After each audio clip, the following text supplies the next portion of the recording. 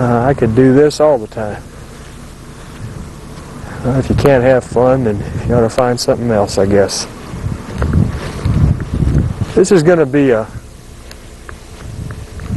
rather uneventful video because there isn't much to show here on the pavement surface. As I said before, there is absolutely no distress to be noted through here. There's no sign of rutting, even though this is in a approximately 2% upgrade going in the direction of travel of the test section.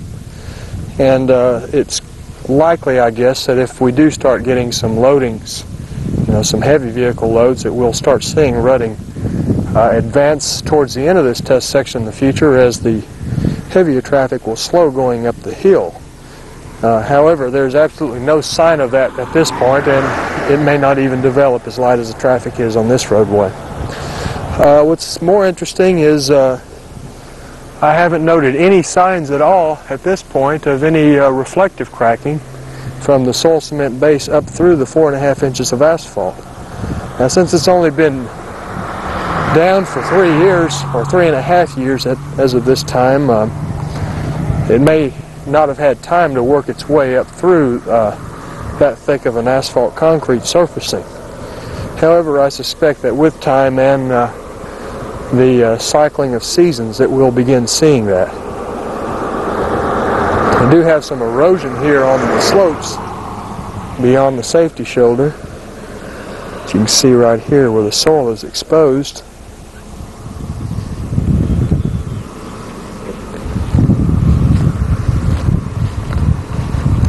What I'm doing here, and you may see this on the film, is a little bit of an experiment. I just want to see how long each of the traffic monitorings lasts out here. Now, on our way down here, we drove over a section on jointed concrete pavement up on the Georgia-Florida Parkway, and it's up near Cordell, just west of IH-75. The markings there appeared as they did when we left. There was no problem at all in reading them. The tape was there just as it was when we left it. Judging from the appearance of the markings, we could have been there yesterday. So at least under those conditions, the markings went very well. That was a tine-textured concrete also, and the markings just seemed to fit into the grooves there caused by the tines. And it's going to be a while before they come up, judging from other markings which Dennis Richardson, who you see up ahead, placed 5 to 7 years ago.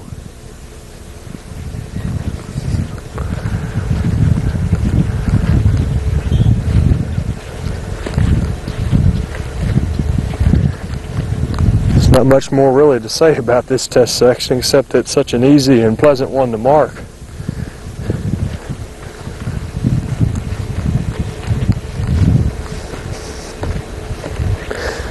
Okay, I'm back to the beginning of the test section, and I'm going to rotate back around to show up towards the beginning of it so that you can get an idea of the topography around here. Going up, it may be pretty bright on this picture, it's hard to tell. We have a right curve just beyond the crest of the vertical curve up ahead. You may be able to see a sign and not be able to see any of the features on it, but that's what it's showing, is a right curve. But we have, as you could see before, plenty of sight distance leading into the test section.